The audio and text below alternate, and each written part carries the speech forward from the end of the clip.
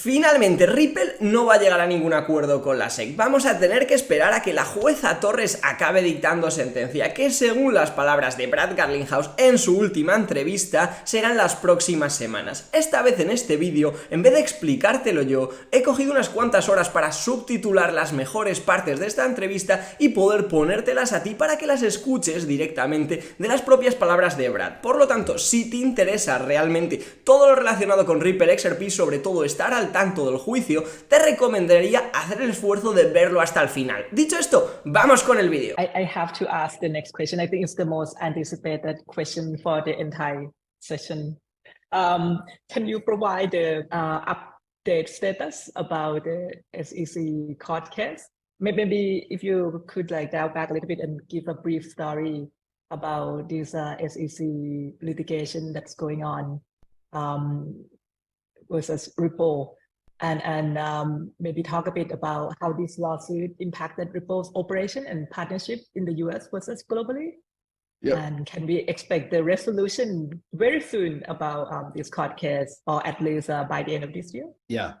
So as you asked, I'll kind of zoom back. The United States Securities and Exchange Commission first sued Ripple in December of 2020. It was actually December 22nd, right before Christmas. The chairman of the SEC at the time actually left the position. He resigned from the position the next day. And when that first happened, one of the things I said very publicly is that I viewed this not just as an attack on Ripple, but really the entire crypto industry. And we had been advocating for clarity for crypto in the United States for years. And I think what people have come to find is, in fact, we were right. 2 years later, I think just about everyone believes and understands that what Ripple, this attack from the US SEC is about much more than just Ripple. And in fact, it's about the whole industry. And the ability for Ripple to kind of prevail will have a big impact on crypto broadly. So now in terms of where things stand today, I'll try to not get too much into the legal weeds. You are right that I feel very confident that we'll see a decision from the courts in this year. In fact, I think I would guess it'll be in weeks, not months. There's some decisions that happened last week that you may have read about, that the judge ruled against the SEC's effort to redact certain information about a very kind of infamous speech that the then director of corporate finance, a guy named Bill Hinman, gave, talking about why ETH, in his view, was not a security. And the court just ruled last week that the notes and emails associated with that are going to be made public and should be public around June 13th. So I think that's a huge win for transparency. But what really calls out hasn't been clarity. And despite calls and demands from leaders across the crypto industry, we haven't seen that yet. But as I said, Ripple decided to lean in and fight this fight, both for Ripple, but for the whole industry. We've spent a lot of money defending it. And I think what we've called out is really that the government in the United States and the SEC particularly is putting politics ahead of smart policy. And because of that, you're seeing entrepreneurs go overseas. You're seeing companies like Ripple. Most of our hiring is non-US now. Most of our customers, as I mentioned, are non-US. And so I think it's kind of to be expected that's what would happen if you have a negative, kind of policy led from the United States SEC, and the outcome is exactly what we're getting. But look, I feel very good about where we are. The judge clearly understands some of the nuances and how important this is. And I'm really pleased that this decision last week, I think transparency, it matters. And, we should expect the same kind of transparency from our government that we expect from our companies. And I think we are apparently going to get that in a few weeks. So I'm pleased. Oh, looking forward. Yeah. So waiting for a few weeks. I think I read before that Ripple spent $200 million so far on this court case. Yeah. So hopefully we see the resolution soon.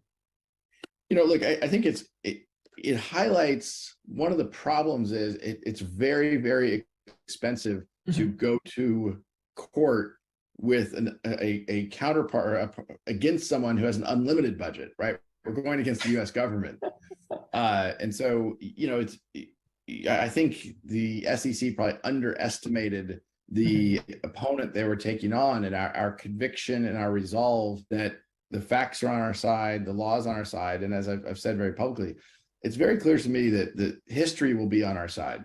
These are technologies and capabilities that are good for businesses, they're good for consumers, and I think they will transform how the financial system works, whether or not the SEC wants to declare them as security or not. I view these things as inevitable, which is also, you know, that's a very exciting place to work and to be for Ripple, as we're leading many parts of that.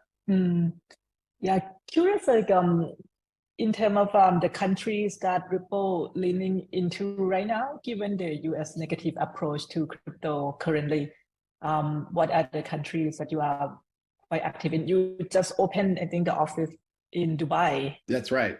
We've actually been in Dubai for a few years, but we just expanded the office there. Dubai as a Middle Eastern hub, and again, to the point, your question, a government who's doing the work to provide the clarity, then you have companies say, okay, I want to invest in that market, because I know all of the entrepreneurs I know in the crypto space, and again, I'm sure many of them are on your panels and presenting here, they want to follow the rules, but they have to know what the rules are. And in some countries, and you know, I talked earlier, the United Kingdom, the United Arab Emirates, the EU, Japan, Singapore, you know, they have put time into passing comprehensive regulatory regimes and rule books, and you know, having that licensing regime, having the licensing regime in place allows companies to know what licenses are needed, and to make sure that the governments and the regulators have the visibility they want. And to be honest, if I were to go back and set up Ripple now, I would not set it up in the United States. As a citizen, I spent most of my professional life in the United States, but if I were to go back and I could, you know, change that decision very early on, I would do that. All right, I think our time is up. My last question to you, Brad, you have obviously been to several crypto cycle. Any advice to the audience and builder out there during crypto winter? You know, I appreciate you asking this. I have been through a bunch of cycles, and you know, both personally and Ripple, we've seen a lot of ups and downs in various crypto, what I'll call crazes. And look, I think if you make a smart bet, you're patient, and you try not to get too far ahead of yourself, the opportunity is there. These are technologies that are not going to go away. And, you know, for Ripple, it really has, we focus on infrastructure because we understand what problem is there and what problem we can solve. And as long as you stay true to understanding who's your customer, what problem are you solving, and it's a problem that they value, I think there are going to be a lot of really amazing businesses built in this space. And as I said, I'm sure some of them are presenting here alongside me. I think chain analysis is a great business as well. Right. Thank you so much, Brad, for being here with us today. Please come back again. Thank you. Thank you, Ty. It's great to see you. Una entrevista bastante clara y que sobre todo nos da mucha luz en varios de los puntos que veníamos tratando en el canal. Sobre todo el hecho de que ahora, por lo menos, podemos hacernos a la idea de que con bastante probabilidad el juicio no se va a acabar antes del 13 de junio, es decir, la SEC no va a llegar a ningún acuerdo con Ripple, ni Ripple tampoco con la SEC. Se está esperando a que la jueza Torres acabe fallando para alguna de las dos partes para ver si finalmente pues acaban llegando a la Corte Suprema, acaban llegando a un acuerdo después, ver realmente lo que pasa. Lo que sí me parece muy interesante es que Brad Garlinghouse se ha referido a la falla de la jueza de cara a semanas, las cuales imagino que puede ser 1, 2, 3, 4, pero no serán 10, 12 semanas. Entonces creo que estamos ya por fin, quizá a 1 o 2 meses vista de por fin ver la tan ansiada falla. Dicho esto, si este contenido algo diferente te ha gustado, te pediría que le dieras un buen like, y si es la primera vez que estás en el canal y todo el contenido relacionado con Ripple, XRP, su demanda te interesa, te recomendaría que te suscribieras al canal. No me lío más, muchísimas gracias por tu tiempo y nos vemos en el siguiente vídeo. Adiós.